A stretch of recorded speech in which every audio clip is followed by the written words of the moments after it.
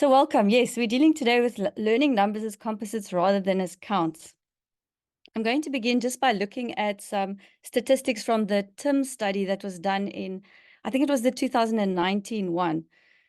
You'll have a look on the left. It says when learners score below 400 points. The test was done with grade 4 learners internationally. South Africa applied it at grade 5 level. And if the learner got below 400 points, it meant that the learner had not acquired basic mathematical knowledge. And as you can see in South Africa, we had 63% of our grade 5 learners that were tested in a cohort of around 15,000 learners, indicating they did not have basic mathematical knowledge. So this is, of course, concerning, and why I'm sure we're all here today to try and address this. I want to start off with a video of a grade 5 learner. It's not one of those. It's a grade 5 learner from an intervention program that I was working on with a colleague. And we asked them to order picture cards from 1 to 10. You'll see their apples from 1 to 10, and the learner had to order those cards. Have a look at the video and see what you think.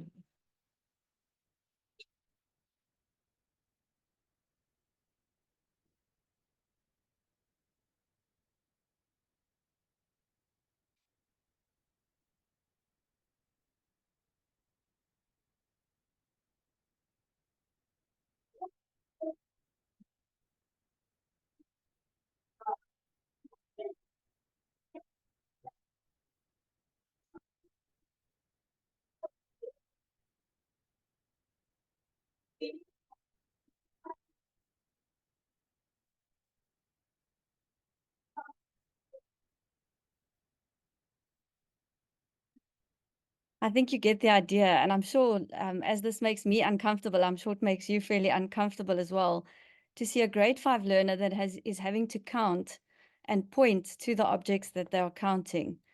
And this is unfortunately very representative of what is going on in a lot of our intermediate phase even. And of course, this points back to the foundation phase. And this is why over the years, I've moved from FET teaching to intermediate phase to foundation phase and even now into, because I'm finding principles we need up at grade 12 are not really being put in place in the foundation, and they are the foundation. And the result of this this child's mathematics, this is not a stupid child. She's obviously performing poorly, but actually really has a lot of potential. But I'll show you what her written mathematics looks like. This was from an assessment we did with them. I would love to open up for discussion at this point, but unfortunately our time doesn't allow. But you'll notice that wherever there's a multiplication, she's just defaulted to addition. And we're finding this with a lot of children. You'll also see even the word sums, which foundation phase teachers always tell me are a problem. Even there, the child just said 35 plus 5 and could do the addition.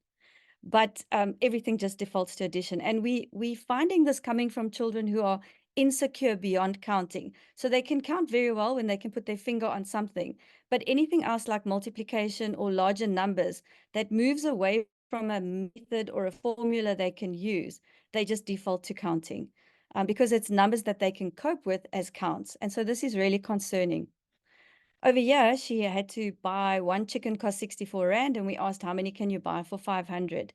She even knew that she should try addition, and she started trying addition. But I suspect that the counting, once again, was the thing that contained her, and she just resorted back to addition. At the bottom, you'll see 500 plus 64. And so we're seeing this a lot. This is just not one learner. This is a trend that we're seeing in the intermediate phase, and I really believe we have to address it in the foundation. I want us to have a look at another grade 3 learner. As a teacher, you might be teaching grade 3s, or you'll have a look at this. And I'd like you just to think to yourself, do you think this grade 3 learner is a good mathematical reasoner? Is she good at the maths? Does she know her numbers? I'll give you a moment to have a look. She split 35 into 30 plus 5 and 28 into 20 and 8. Grouped the 30 and the 20 and the 5 and the 8 and got 50 plus 13 is 63. So I think most people tell me in workshops, yeah, she looks like she's not bad at maths. I'd be quite happy with that learner for grade 3. Now, this is the same learner doing a subtraction sum. And this is where I start to get very concerned. The minute we move away from addition and we move away from a format that they can plug digits into, there starts becoming a problem and an incorrect answer. You can see the learners trying to follow a format again. They've seen the teacher do 2 brackets and 2 brackets. So they're trying to follow it, but the second number is only 5. And so they're trying to find out, well, what can I try do? And again, they just default back to addition. So imagine the child's number sense or sense of number in that 103 take away 5 equals 20. I think you can see why I'm concerned and the way that it was handled. Again, exactly the same child, another addition problem, but intentionally this time we had the second number. So that first number could get split up. She could follow the formula that she had in the first one I showed you. But then again, she got stuck because she didn't know what to do with the 5 on its own. And so 98 plus 5 ended up being 45. Again, really concerning in terms of a sense of number. And this is a point I want to make, that we're finding teachers feel like their learners can do things often. And then when they get to the intermediate phase, everything falls apart because the children are really good at copying formats or methods without actually interacting with the numbers. And I do suspect this has got to do with an overemphasis we have currently on counting. I want to talk about neural pathways first. If you walk to school and back and to school and back on the same path, you would get to know that pathway very well. You'd become very good at finding your way. But if the rain washed away that pathway, you probably wouldn't know how to get to school because that was the only pathway you had used. So you would be stuck there. And this is unfortunately what happens in our brains as well. We have neural pathways. And when you use the same neural pathway all the time, it becomes one very strong neural pathway. Confronted with a problem that is somehow a little bit different, you suddenly are not able to complete that. And we're finding this with word problems. We're finding this with anything other than addition. And again, I think it's because we have created very strong counting pathways in the children. And so this pathway is very strong, and we have then children resorting to drawing 46 sticks and 24 sticks in order to add 46 and 24 because they have got such strong pathways. The other thing that forms neural pathways is different experiences.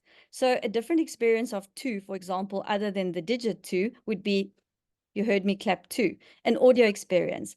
Different experiences of sensory, like audio, visual, tactile that they can touch, perhaps taste or smell. All of these create a network of neural pathways that are much stronger than just one pathway.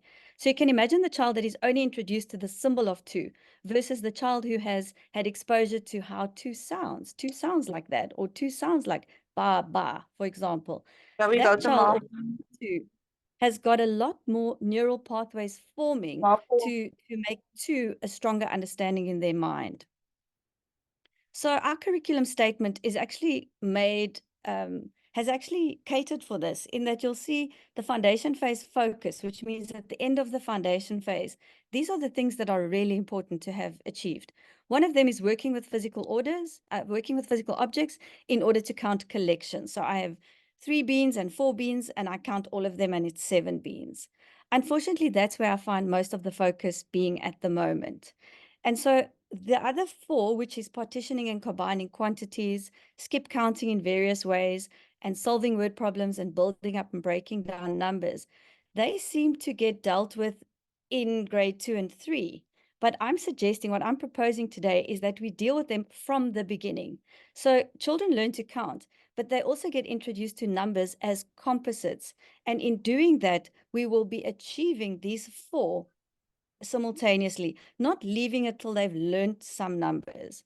So these all cater for numbers as composites, and I'm going to be unpacking this through the presentation. I hope I'm not talking too fast. I want to show you what happens when we learn numbers as counts. For example, if you learn about the number 4, you will learn that 4 comes after 3. You'll also learn that 4 comes before 5, and you'll learn how much 4 is. There are your 4. So these are the 3 things that get learned with counting. I know it's 1, 2, 3, 4, 5. But unfortunately, this is limited now to cardinality, which is how much is 4, and ordinality, which is the after 3 before 5. I'll also learn one-to-one correspondence. If there are 4 people and I have apples and I want to give each person 1 apple, I'll have to have 4 apples. The things we don't talk about is what counting also creates, the problems it creates. It often limits children to basic addition and subtraction that they can do while they're counting. And like we saw in the case of the child earlier on, it means they can master formats where counting can be used. But the minute we move to computation, where the counting is beyond them, we start running into problem. So this for me is the limitation of counting. I'm not suggesting we don't teach counting. I just feel like at the moment there's a very strong focus on counting, and counting is going to be learned anyway because it's a cultural norm. But I want us to talk specifically about how can we think about learning numbers composites. And for the colleagues who have been in my workshops before, I apologize, you've seen a lot of this, but some of you indicated to me you don't mind seeing it again. I can't unpack all of it in one workshop. I only have 45 minutes, so I really want to thank the Ubuntu Institute because they're partnering with me and they have sponsored my time today. They're also sponsoring my time to make videos for young game changers. We've created a resource. We are creating a number of resources, but our first resource is a pack of cards or 3 packs of cards called Quanti Cards. And it's the Quanti Cards that I'm using today because it's affordable resource we can get into classrooms to show how we can teach numbers as composites. And thank you to the Ubuntu Foundation for that. The videos are going to be open source within the next 3 weeks when we launch, and you'll be able to get a 1 or a 2-minute video every 2 weeks or every week in order to watch and build up your understanding on this. So when we teach numbers as composites, we start with the smallest unit, and I'm talking about at 3 years old, but you can also do this with grade R's and grade 1s who already know how to count. But ideally, we start this already in the creches. We talk about 1. And then we start to talk about 1 and 1. I'm not talking about 1 and 2. The normal trajectory is to start talking about 1 and 2. So we're changing this by saying, instead of talking about 1 and 2, we're now talking about 1 and 1. And 1 and 1 is called 2. And you'll see as I go on how I open this up. So we have two very important questions when we're teaching numbers as composites in the approach. We ask, what do you see? Often we ask in maths, how much? And I want to get away from that because that's asked all the time. I want to introduce these 2 new questions. I want to ask, what do you see? So for example, we'd say to a learner, what do you see? And a learner who only knows 1 would say that they see 1 and 1. A learner who knows 2 might say that they see 2. Both of them are absolutely fine. But I want to make the distinction here between describing what I see and naming what I see. So 2 is the name, but the description can also be 1 and 1. And often I find in South Africa, we name things too quickly for children before we've given them an opportunity to describe what they are seeing. And that the whole core of problem solving is taking children from what they don't know and finding out what they do know to use to what they don't know. So because we don't equip them to describe what they do know as a way of finding out what they don't know, we end up with children who, when they don't know the name, just say, I don't know. So let me show you an example of this that's outside of maths. I might ask you, what do you see? And I always have silence in the workshops when I ask this. A lot of you have seen it before, but people don't know what to tell me what they see because they don't know the name of this picture on the screen. And then I say, I didn't ask you for the name. I didn't ask you what it's called. I asked you, what do you see? And now you may have a look for yourself and think, wow, what is that? And I didn't Photoshop this, by the way. So let's start describing it in terms of what we do know. Well, we do know that it's an animal and I can see it's got horns. It really does look like a dog somehow, but a really big dog. And this is what I've had people tell me in the workshops. It looks like it has 4 legs like a zebra, black and white stripes. It also looks like a donkey body. I've had people tell me, is this a zonkey? And you might also think like I did. It looks like it has a giraffe head because it has quite a bit shorter neck, but also quite long. So all of these are ways of describing this particular animal in terms of what I do know, even though I don't know the name of it. The name of it, by the way, is an okapi. And an okapi lives in central Congo, so it really does exist. But because we've never seen it before, we might not know its name. But the point I'm making is we could still describe it in terms of what we do know. So let's take this back to the composition of numbers. I work a lot with pictures because I believe symbols are only representations initially, and they need to be held back. And I'll explain more about that later. And so you'll see me working with the cards. And this is actually what the cards do look like. So for example, if I ask a child for a description of what they see here, I would hope to hear from them 2 and 1 in the beginning when they are really small. And so that's great. They can describe it as 2 and 1. They can even describe it as 1 and 1 and 1, but that's not really efficient. There can also be 1 and 2. The point is the description is 2 and 1. And then I'll tell them this 2 and 1 together actually has its own name, and the name is 3. And I hope you're starting to see the distinction here between the description and the name, because this is really important. When we name numbers too quickly, we do not enable children to learn one quantity in terms of another. So when they learn a number as a count, like 1, 2, 3, they've learned them all individually. They've learned 1 and they've learned 2 and they've learned 3. They haven't learned any relationship between 1, 2, and 3. Here, when they learn numbers compositions, they are learning that 2 and 1 can also be called 3. I'm not talking about addition. In fact, I'm not mentioning the word plus, and I'm not mentioning the word equals. I'm talking about 2 and 1. If you describe 2 and 1, you can also call it 3. I can also say, if you want, that 3 is 2 and 1. And right there, I have partitioned 3 into 2 and 1. The way we normally do it in South Africa is we teach kids 3 first, and later on when they get to grade 1, we start teaching them addition. And then we teach them 2 plus 1 is 3. So now they sometimes get confused and say, well, it was 3. Why is it now 2 plus 1? So what this is doing is it's introducing them to 3 in terms of 2 and 1. Like I might introduce you to my father-in-law. That would be maybe my husband's father. You now know the relationship. It's my husband's father. And so that's how we are related. So 3 is 2 and 1. 2 and 1 together can also be called 3. And the child is learning this as they are meeting the numbers. And you'll see I'm doing it both ways. They can also talk about 2 and 1 is 3. And so they're also getting that commutative property, but not learning it as the commutative property. I'm just planting the seed. I'm not calling it that. But later on, they can say 2 plus 1 is 3, or 3 equals 2 plus 1, and they'll be comfortable because that's how they've learned numbers. This should not involve counting. I'm not saying 1, 2, 3. I'm talking about 1 and 2 is 3. It's also not about how much. I'm not really interested in how many sticks you can see. I'm asking you to describe what you see. And that's where the 2 and the 1 comes in. And then it's about describing and later on naming. The 2 and the 1 is the description, and the 3 is the name. The other thing, sorry, and that was what I wanted to talk about here, was it's also the partitioning, and we have the combination. A combination of 2 and 1 is 3. So while the child is learning about numbers, they are learning partitioning and combination at the same time as well. And we are ticking that curriculum requirement off as well. The other thing that's important when we're talking numbers as compositions and that children learn is they start to learn about grouping. And grouping is really important because when you come to multiplication, you need to start looking for the repetitive groups. And we often find children struggle with it because they've looked 1, 1, 1, 1, because they've been counting in ones.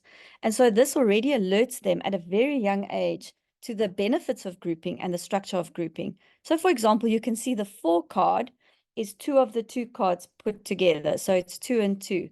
But I can also talk about this as 2 and 2 is 4. And I can talk about it as 2 twos, or 2 groups of 2 is 4. And this is a very difficult topic for children, where they have to start explaining groups in terms of numbers, and in the group there are 2. But this is a vital foundation for multiplication. I haven't mentioned multiplication to the child. I haven't even mentioned addition, but I'm making them comfortable in talking about 2 groups of 2 or 2 groups of 5, so that later they will make the transition in grade 2 to 2 times 5, which is 5 plus 5, as 2 groups of 5. It'll not be a foreign thing for them. The other thing that teaching numbers as composites helps is it really creates a spatial awareness in children when we use the cards. You can see the 4 card, and you can see the 3 card and the 1 card.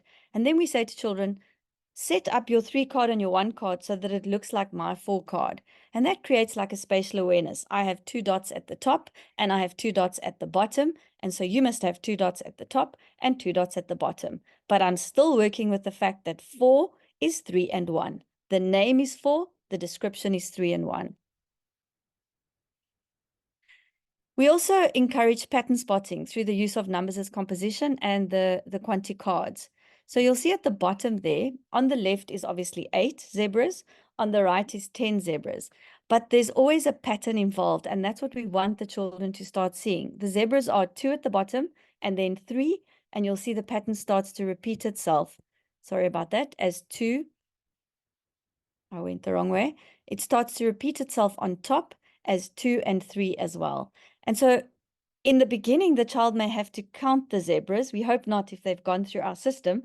But later on, they start to see 2 and 3 and 2 and 3. And they know 2 and 3 is 5. And now they can see 5 and 5. And they later learn 5 and 5 is 10. Or 2 groups of 5 is 10. And so you can see all the different things, grouping, structuring, pattern spotting, coming into play when learning numbers as composites, rather than the few things that they learn when they learn numbers as counts. All of these things are really also important in developing mathematical reasoning. So unfortunately, counting does not develop that, but all of these contribute to learning mathematical reasoning from a very early age. The other thing that teaching numbers as composites engenders these kids is an understanding of the equality or of the equal sign. So now they've learned that 3 and 1 is 4. They've also learned that 4 is 2 and 2. That means that 2 and 2, which is 4, and 3 and 1, which is 4, are equal to each other. So 2 and 2 and 3 and 1 are the same. Most children in South Africa will only learn this in grade 1, later in grade 1 or grade 2 and 3, when they start to learn bonds. They will learn 4 equals 2 plus 2, 4 equals 0 plus 4, 4 equals 3 plus 1. But I often find that coming out of procedural or mechanical facts that they are learning. This creates much more understanding of why 2 and 2 is 4 and 3 and 1 is 4, and therefore 2 and 2 is equal to 4. I think you'll agree that many South African learners, when you give them a sum like 5 plus 2 equals something plus 4, they'll normally put 7 in there because 5 plus 2 is 7, when they should actually put 3 in there because 5 plus 2 is 7 and 3 plus 4 is 7, and the two sides should be equal. So we find that mistake a lot, that children think the equal sign means give me an answer, add the two numbers, and it doesn't. It means the two sides need to be equal. And so this already at the age of 3 or 4 years old is putting that understanding in place. As we move up the grades into grade 1, grade 2, grade 3, the numbers as composites really lays the basis in a very solid way for place value. And so, for example, what you see here is 10 apples and 1 apple. And this is in our grade 2 and 3 pack. You may also say that you see 1 box of apples and 1 single apple. And this is where we're starting to move towards learners understanding 1, 10, and 1. Which is 1 unit, which is not always very easy for them, especially when we get to the written form of it. So we could be talking about 10 and 1, which with symbols would be 10 and 1. And that initially is how I work with grade 1s. I don't let them combine them yet because they don't understand why the 10 has now become a 1 and the 1 is also a 1. They need to first understand that that 1, like that 1 box, is representing 110, and the other one is representing 1 unit. So they have different functions. And so I first allow them to play around with 10 and 1. And right there, you can see the composition. 11 is made up of, and another word for made up of is composed of 10 and 1. So 10 and 1 is the name 11, and the symbol we know is 11. But if children have worked with 11 as 10 and 1, it becomes much easier for them to understand where the 1 and 1 comes from. And that's why there's one blue one, which is representing 10, and the red one representing the units. On our cards as well, it becomes very easy for the children to see that 12 again is same as 11 is 10 and 2. And when we combine them, the name is 12. The description is I see 10 apples and I see 2 apples, or I see 1 box of 10 apples and 2 single apples, and that becomes 12. Again, just helping them in also the breaking up of numbers and the building up of numbers. 10 and 2 builds up to 12. 12 is the name, but it's broken up into a composition of 10 and 2. So because they've learned numbers as compositions from the beginning, they are really comfortable when it gets to place value. And I find a lot of problems in South Africa regarding place value, because I think we've expected learners to move from knowing 12 as a count, 1, 2, 3, 4, 5, 6, 7, 8, 9, 10, 11, 12, And now they have to understand that it's composed of 10 and 2. For them, it's just come after 11. So I find classes that can count up to 30. 1, 2, 3, 4. But the child doesn't actually understand that 12 is 10 and 2, or 8 and 4, or 6 and 6. And this is really what we're trying to address with numbers as composites. Later on, moving even to the bigger numbers, it now becomes very visually clear for the child that there are 2 boxes of 10 apples and 3 single apples. And that's where the 2 now has a function in 23, in the digits 23. 2 has the function of describing the boxes, and 3 has the function of describing the single apples. And so it becomes 20 plus 3, which is 2 boxes of 10, 2 tens. 2 groups of 10 is called 20. I hope the description and the name is becoming very clear to you, because we only tend to focus on the name. We'll talk about 23 here, but we need our learners to see a 10. They need to describe to us what they see. I see a 10 and a 10 and a 3. So I see 2 tens, and that 2 tens has its own name. Its name in English is 20. For those of you who are from Limpopo, its name in Sepedi is Masume Pedi. Hunale Masume Amabedi. There are 2 tens, letaru, and 3. Daar is 2 tiene en 3. Maar daai 2 tiene se naam is 20. So that's called 20, but the description is 2 tiene in Afrikaans. Again, in English, we describe it as 2 tens, but the name is 20. And I'm laboring on this because so many of our learners don't understand that 90 is 9 tens, that 9,000 is 9 thousands. They're just focusing on the name instead of the description, and losing the description loses the ability to break down a number and then to progress in place value. So that is 2 tens and 3, which is 23. So for me, what's wonderful is that using the approach of numbers as composites as well, and I'm not saying don't teach counting, I'm just saying the big focus on counting has the potential to rob us of all of these wonderful things that teaching as numbers as composites can help children to learn at a very young age, which they can develop in. They can learn partitioning and combinations. They can learn a number of numbers, like 3 tens, which is the basis for multiplicative reasoning. 10 plus 10 plus 10 can be described as 3 tens, and the name of 3 tens is 30. So the description is 10 and 10 and 10. That's quite a lengthy description. The efficient description is 3 tens, and the name is 30. So again, we often just work with the name. Then building up and breaking down comes very naturally to children who learn numbers as composites, as does place value and how equality works. This means that these children can move very comfortably to computation without a dependency on format. Why do I say that? Because they are working with the numbers with an understanding and a sense of number. They understand that 34 is in fact 30 and 4. So if I add 9, I must have more than 34 because I started with 30 and I started with 4. So if I add 9, it needs to go beyond 34. And so they're not just plugging a format. What did the teacher do on the board? Oh no, there's not 2 numbers. I need 2 brackets. There's really an understanding. They're engaging with the values and the quantities rather than engaging with the format.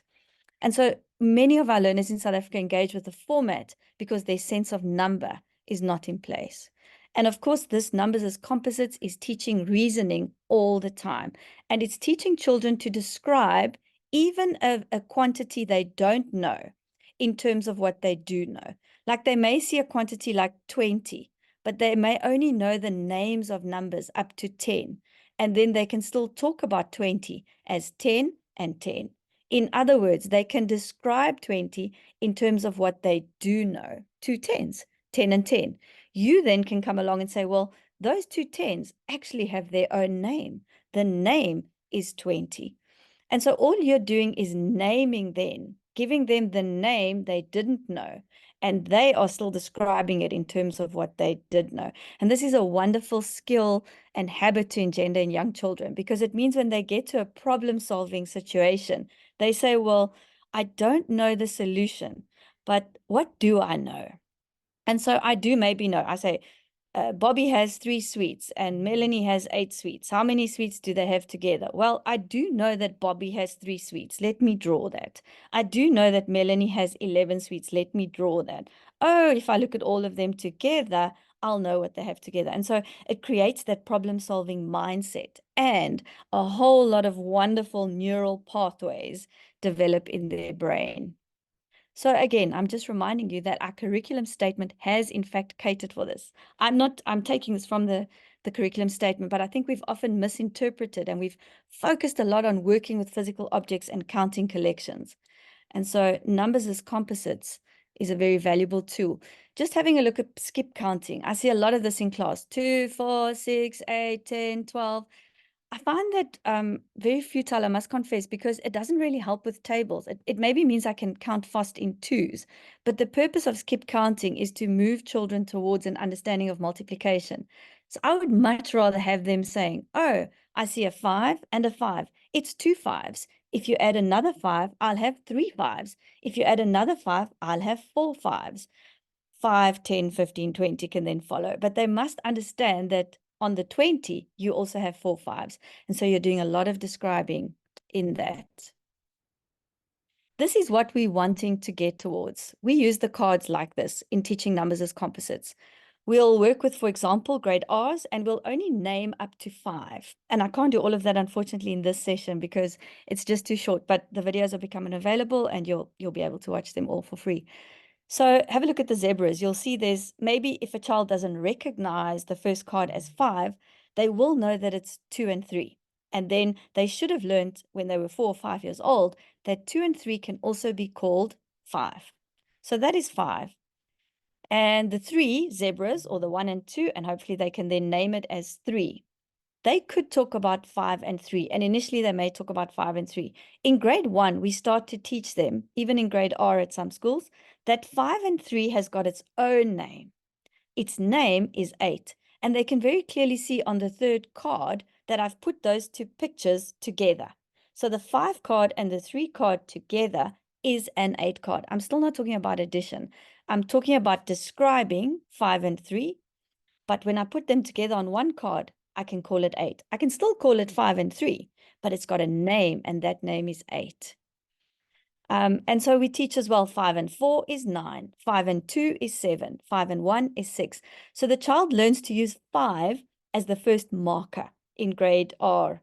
They talk about 5 and 1, and it's called 6, 5 and 2, and it's called 7, 5 and 3, and it's called 8. While we are doing this, we are actually teaching them that you can call a higher number in terms of combinations of lower numbers. And it's laying the basis for 10 and 1, 10 and 2, 10 and 3. So 10 is the next marker, and it's the most important marker. But 5 is the initial marker that we can start to use with young children. Of course, in grade 2, 100 becomes another important marker because it will be 101, 102. And then later on in grade 3, 1,000, and up into the immediate phase. So these markers are really important. But even young 4-year-old children can start to work with a marker of 5. Later on in grade 1, this simply gets replaced with symbols. We introduced the symbols only in grade 1. And now the child knows that is 5. And all I have to teach them in grade 1 is that name is, they know the name is 5. But that 5 has got a symbol that looks like that. And the 3 has got a symbol like that. It means they're not meeting the quantity for the first time in grade 1 and having to deal with the symbol. They're only having to learn the symbol. And then we also teach them, of course, that the symbol for and is plus, and the symbol for is equals. So they're really only having to master the symbols when they get into grade 1, because all of the rest has been put in place through learning numbers as composites in creche perhaps, or at home, and in grade R. I'm not going to wait for a response because it might take us too long, but you can think for yourself. I'll give you a minute. How do you think your learner would do this problem? I'll have a sip of water while you think about how would your learner, I know the answer is 15, but how do you think your particular learners would do that?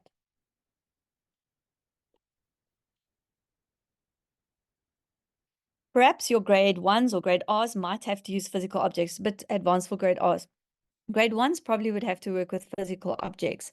My concern is that we still have grade 5s and 6s working with physical objects because they got stuck learning numbers as counts. Others of you might say, well, my children would draw 8 dots or 8 marbles or 8 stripes and 7 stripes, and then they'd count all. Some of you may say, mine are a bit advanced. They would start at 8 and go 9, 10, 11, 12, 13, 14, 15. So they would be counting on. Either way, they are still counting. And the learners experience 8 as a count and 7 as a count and 15 as a count instead of a collection. We need them to experience 15 as a combination and a collection of 8 and 7. It is also the answer, but more importantly, it is a value that we can replace 8 and 7 with. In other words, if you have 8 Rand and 7 Rand, I can give you 15 Rand and we will be making an equal exchange. They are the same, they are equal. 8 and 7 are combination that give you a composition of 15. What we would really love to see, sorry, I already said that. We would like them to also understand that I can replace 8 and 7 with 15, as I said.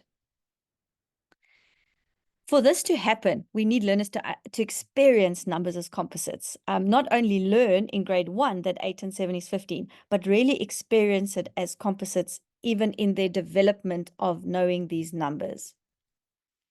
So this is what we would love to see at grade 1 level already. A child having 8 and 7 and realizing, but 8 is 5 and 3 because they've grown up knowing that. And 7 is 5 and 2. So I can take the 5 and the 5 because I know that 2 5s is 10. And I've got 3 and 2 remaining, and that's 5. And 10 and 5, I know, are parts of a combination that compose to give me 15. So this is the freedom we'd love learners to work with. Oh, sorry, it didn't move to the 15. We would also love to see them do this with symbols, to have the flexibility to break up 8 into 5 and 3 and 7 into 5 and 2. And then the 2 5s become 10, and the 3 and the 2 become 5, and the 10 and the 5 become 15. So this is just the symbolic form of what you saw me doing here. Often when they can do this first, I allow them to work with the cards first so that they can visually see what the answer is. And now they know that 10 and 5 is the same as 8 and 7, and they know that it's 15. And then I allow them to reproduce what they've just done using symbols. I'm not teaching a method. I'm not teaching format. I'm getting them to reproduce in formal written notation with symbols the process that they've just thought through with the cards. So right here, in doing all of this, we are establishing a very core principle of mathematical reasoning regarding the equal relationship between 8 and 7 and 10 and 5. So that 10 and 5 are the same as 8, or is the same as 8 and 7. This really helps learners in breaking up numbers and composing numbers. But it's something that comes naturally from the way they've learned the numbers. It's not we've taught them the numbers as counts, and now they have to learn a whole lot of new facts. I hope that this is coming through, and I'll know by your questions whether or not it has.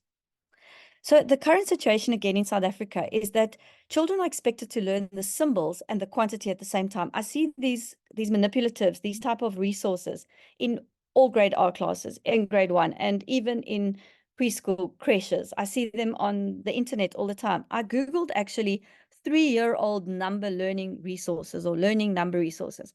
And this is a screenshot of what I found. I'm sure you can see there's symbols all over the place. And this really concerns me, and I'll explain why. I'm not sure if you can see there's something on the screen. When I ask in a workshop, what do you see? I always get the answer lion. And those who have been with me by now will know I say, this is not a lion. And then there's silence because they all say, well, it says lion. It says lion, but it's not a lion. That is the written format for lion. It's the written syntax. The letters are the written syntax to communicate the word lion, but that is not a lion. It's the way we write lion. And now I ask them, what is this? And people often say 3. But this is not 3. This is the symbol for 3. And again, this is the problem. We're often introducing learners to the symbol rather than what is 3. And for example, How does a children learn what a lion is? This is a lion. They learn a lion by looking at different pictures. Oh, that one's got more hair. That one's a lighter color. That one's got a mane. That doesn't. But in the end, they recognize these are all lions. They're different forms of lions, but they're a lion. So they get the mental picture in their mind of what a lion looks like. When they get to grade 1 and the teacher starts writing Lion, there is something for that to land on. That word lands on a mental picture. It should be no different with numbers. We should be giving our learners access at a very young age to the picture of 3 first. In fact, you'll know that a lion goes, wow, and you might ask your child, what noise does a lion make? It goes, wow. I would love people to be asking their children, what sound does a 3 make? Or ba, ba, ba, or doof, doof, doof. But 3 makes a sound. It makes a sound of 3. And so children get a very different experience, and the neural pathways of growing, they can give you 3 bottles, they can see 3, but they get the neural pathways in place to learn 3 as an experience and not just as a symbol. So a number is a mental object in our minds that describes quantities, and it needs a picture in order for that mental object to form. Seeing that picture is the runway for the letters or the word to land on. It should be no different in maths. We should allow them to have a lot of experiences of the picture of 8 first, before that symbol of 8 comes to land. Most of our learners are meeting 8 at the same time as they're meeting the quantity. And that 8 has very little meaning to them if they haven't developed the neural pathways to cope with it. So they only develop one pathway of 8 as 1, 2, 3, 4, 5, 6, 7, 8 becomes the very fixed pathway. So in grade R, there are wonderful opportunities to talk about, sorry, I'm hesitating because I can't actually see what's written on my slide because of the right-hand side. But you'll see that the pictures are a wonderful opportunity in grade R. Get your learners describing what they see rather than just naming. What do you see? Yeah, I see a lion. But if you're only going to name it, I've named it and it's finished. How about rather describe what you see? I see a lot of grass. I see 2 animals. What are those animals? Those are lions. Are they male? Are they female? I see one with lots of hair. He might be a male. The grass is green. The lions are golden. A whole lot of description can happen in that by asking, what do you see? Rather than what is it called? The same with numbers. What do you see? I see 1 and 1 and 1. I see 1 and 2. What is it called? It's called 3. To get them describing before they're naming. And this doesn't have to be only in maths. If you're putting up a poster in your class that you're going to use for literacy that day, ask them, what do you see? Ask them to talk about what they see before you ask them what it's called. I would really encourage, I would love to see it in the curriculum. I know it isn't at the moment, but I would love to see the grade R's holding back on symbols and the symbols coming as a formal written syntax of numbers in grade 1, the same way the letters come as a formal written syntax of letters in grade 1, so that we give our learners an adequate opportunity to form these pictures in their minds. So just to conclude, unfortunately, I can't see all of what I wrote at the top, but basically, we have got these wonderful children at age 3 to 6 when they've got minds like sponges and they can take in so much. They can really grow a whole lot of neural pathways, and we just teach them to count. 1, 2, 3, 4. Sometimes they don't even know what they're counting. They're doing it as a rhyme, or we only teach them numbers as counts. 1, 1, 2, 1, 2, 3. And this is for me a travesty because in those 3 years, I could be exposing kids to all these experiences of grouping and structuring and patterns and composing and partitioning and combining and equality, and have that reasoning that they need for maths right up to matric in place by grade R. It would make it so much easier for the grade 1 teacher to only come in with the formalized system of the symbols and then be able to start naming the operations. But we should have children who have not only a sense of number, but who have a foundation of reasoning, mathematical reasoning in place. Children will learn to count. I'm not suggesting we abort counting, please. I had such a funny response in my workshop yesterday at the end. We were doing it in Sepedi, and I was telling them, you need to ask, Le bona eng, what do you see? And then you need to ask, Se bichwa eng, what is it called?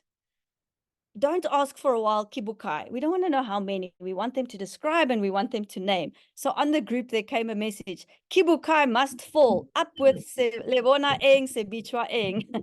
Please, I'm not suggesting how many must fall.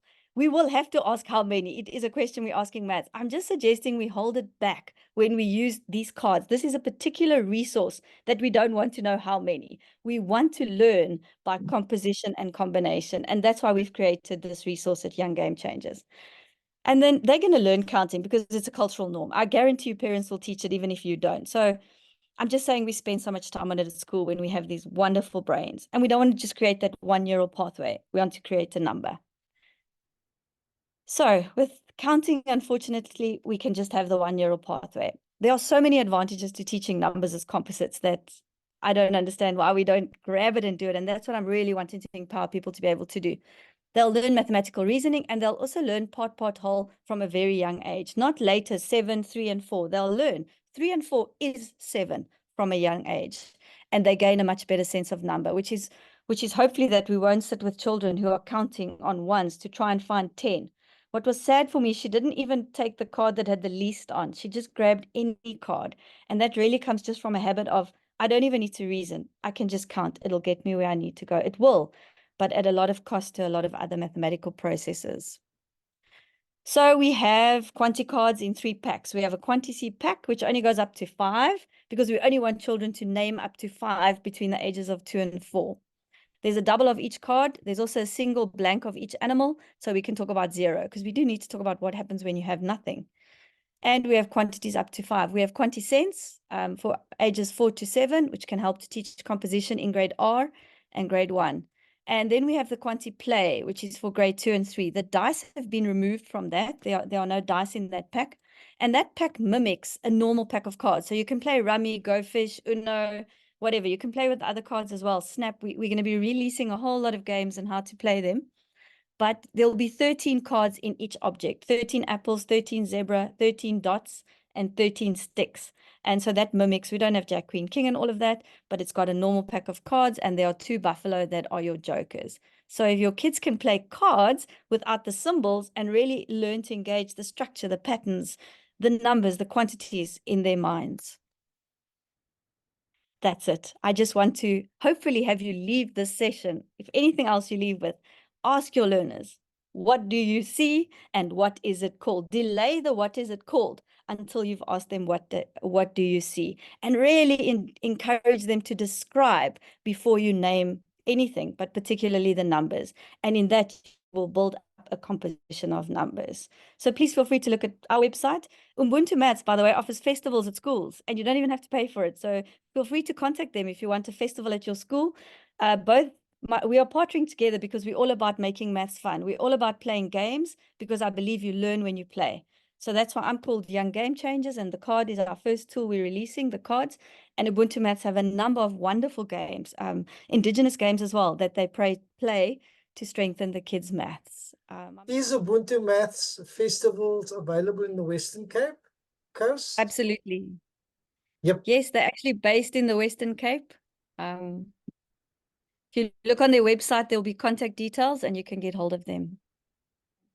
I just want to make the point while people are perhaps asking questions that this is so much to pack into 45 minutes. And people who've been at different talks, I've done it for 2 hours. So, and even after that, it needs more. And I really want to encourage you, if I don't know, we can maybe organize with Nonhlanhla afterwards, but I'm quite happy to put people on a WhatsApp group or send the videos to somebody at Citizen Leadership Lab to distribute. But they'll be going a video out a week. So it's like it'll all you can just learn as you go. It's not to learn everything at once, but the videos are like 2 minutes so that you can just learn. And there'll be a game going out eventually when we launch later in the year, that there'll be a game going out a week for grade R to play using the cards. And yeah, the cards are also will be available once we launch at the end of this month.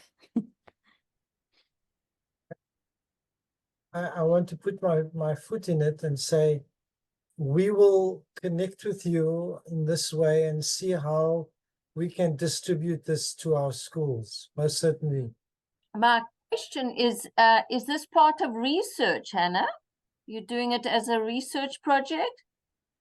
We have been doing it as a research project, but we are also implementing in some places. So this actually came out of prior to COVID. I was part of Ukakonda Institute. We did a huge baseline study in a particular province, which I won't mention, of 15,000 learners, grade R to grade 7. The results were appalling. We saw a lot of digitization, like kids adding 32 plus 54 and then adding the 3 and the 2 to make 5 instead of adding 30 and 2. And tracing it back down to the foundation phase, we've really established that symbols are coming in too quickly, and a lot of kids are just plugging format. So it looks like they have a number sense, but I'm preferring to speak about sense of number. And we started looking at what could we do. And that's where the cards were born. They were actually developed during COVID, and I first released them in 1,000 packs. They were released under Bushmaths, which is my consulting company. And then we decided to make a broader base of focusing on problem solving. We want to focus on pre-numerical, but also this reasoning is not just located in maths. In foundation phase, it should be a basis for all subjects. We will move into literacy eventually as well, God willing. So what we are researching at the moment is, yes, the use of the cards in particular. So there are some schools in the Western Cape who have already purchased them and are using them. And we are starting to move this year into a more formal tracking of that. But we are busy, that one video I showed you of the grade 5, that was part of a research we did, and we're busy writing up that paper on what do we do with learners like that who are still counting, and what is the impact, and can we manage to try and change that at grade 5, which is very difficult, which is why I'm working at grade R to 3. So I hope that answers your question. Yes, thank you very much. That's great. I look forward to reading your research. So here's a question from Terence Hendricks. Where does it leave the fact that repeated addition leads to multiplication? I'm not sure if you're asking me, does it actually lays the foundation. So at a very young age, at the moment, children only start talking about 5 plus 5 plus 5 being 3 5s, and it's 3 5s and not 5 3s, by the way. Only talk about 5 plus 5 plus 5 being 3 5s in grade 2, if I'm not mistaken, or late in grade 1, where the multiplication starts. We want kids already at 3 and 4 years old to be very comfortably talking about 2 5s. So if I see a 5 and I see another 5, so I see 2 5s. I'm not talking about multiplication. I haven't told that child about multiplication. I'm just getting them comfortable talking about 2 groups of 5, so that when they go to grade 2 and they see 5 and 5, or 5 plus 5, they know that it's 2 5s, which is 2 groups of 5. And all you actually then introduce as the teacher is the symbol for multiplication and the word multiplication, which is 2 times 5. And while multiplication is repeated addition, that is the most basic form of it, it is also a lot more than that. Multiplicative reasoning is a huge it's obviously the foundation for division as well, but it's not only repeated addition. It's also rate and ratio and all of those things. And we really need to lay that whole basis. It also obviously deals with fractions. That whole basis gets a much better foundation the earlier the child gets exposed to the multiplicative reasoning, without me even calling it that. So all of this is not called formally multiplication at that age. The child just starts to talk about, oh, teacher, I see 2 5s or 2 groups of 5. And so it becomes much easier for them when they meet that formally as multiplication later on. So it doesn't really affect that fact. It just makes it so much easier. I hope that answers your question, Terence. Thanks, Terence, for that question. So here's an interesting question, and I think you did cover it via saying it's part of DBE, but here's the question. Will this method be introduced via WCED, or is it CAPS aligned? Okay, it is CAPS aligned. You can see it definitely ticks the boxes in terms of the outcomes, which is the focus of the foundation phase. Will it be introduced? We hope so. We're making moves to introduce it, but I don't want to speak on behalf of the WCED. If there's any WCED representatives that may want to answer or talk to that, you're welcome. But it's nothing stopping teachers. We've got schools that are already using it, just to make sure that you understand the approach. And it's not a method, it's an approach. So counting is an approach, and I'm not suggesting we stop counting, but if we only count, we make it very difficult to move to computation. So I'm suggesting introducing learners to numbers as composites should be a bigger focus than counting, because counting is going to be learned anyway. But I'm not suggesting that we are going to chuck out counting and take this. They're still going to operate sort of in a space, but hopefully counting will become smaller, because after grade 1, counting becomes very futile, and counting doesn't teach you any mathematical principles or reasoning principles. And so that's why we're really hoping this approach will be taken up. But we're still in early days. Young Game Changers is on the web, but we're only officially launching next month. So we're still on our pre-launch special for the cards. And once we've launched, they'll become available online. And yeah, hopefully then we'll see what happens formally from then. Okay, this is wonderful. I love especially your opinion on less formality in grade R. I'm a grade 3 teacher at a less fortunate school where our learners have a lot of learning barriers. Is there any way that we can go back to basics with grade R3s where they do not have the number concept understanding that you explained? Is obviously not that easy to start all over again at grade 3 level with numbers like 3, 5, etc. Time-wise, this will eventually be very difficult for grade 3. Number range in caps is much higher. It's a So comment. yes, obviously, yeah, no, thank you for that. May I speak to it, Selwyn? Go for it. At grade 3, it should be in place. And obviously, we're hoping that if we use this approach more widely, it will be in place. But if it isn't, I want to encourage you, don't think you can't use it. We've used it with grade 5s. We've used it using ice cream sticks, even where you stick a sticker on an ice cream stick, you stick one sticker on an ice cream stick, you stick one sticker, and then you stick 2 stickers on another ice cream stick. And we ask the children, describe, it's 1 and 1. What can you replace it with? You can replace it with a 2 stick. It still gives them that feeling of 1 and 1 can be replaced or is called 2. So they still get an intuitive feeling that they haven't had before. And they may get it quicker than a 3 or 4-year-old child would. But I had a teacher yesterday say, oh, in grade R, we've already taught the children to count. We can't use that. That's not the case. What I'm suggesting is if you happen to get the card resources, when you work with the cards, work with composition. Don't let them count. Say, no, we're not going to count. We're going to treat it as composites, or find a word, combinations. And so the card becomes the resource that helps them to move away from that habit of counting and to gain the number sense. And the more they play with them, in fact, if they can take them home and play with them, you will find the pictures developing in their mind, because many of them are having a problem because they don't have the picture. They have the symbol, but they're not too sure what the symbol, it didn't have anywhere to land on. So the neural pathway is probably quite weak. So I wouldn't say don't. In fact, I'd encourage you to get your kids playing cards, even if it's just in your mental maths time, even if you just do it for 5 or 10 minutes a day. I really believe it can make a difference. And I really hope it does. Please let me know as well. I'd love any feedback as well. So here's a lovely note, and thank you, Priscilla and Thelma. I, Priscilla Kedama and Thelma Mashaba, as grade R teachers, we learned a lot. We were attending using one phone. So brilliant. Thank you. It's so nice to see the interest. Let me see if there's more questions. Very informative. I really learned something, and we'll try this in my class. Again, if you try something, please give us feedback.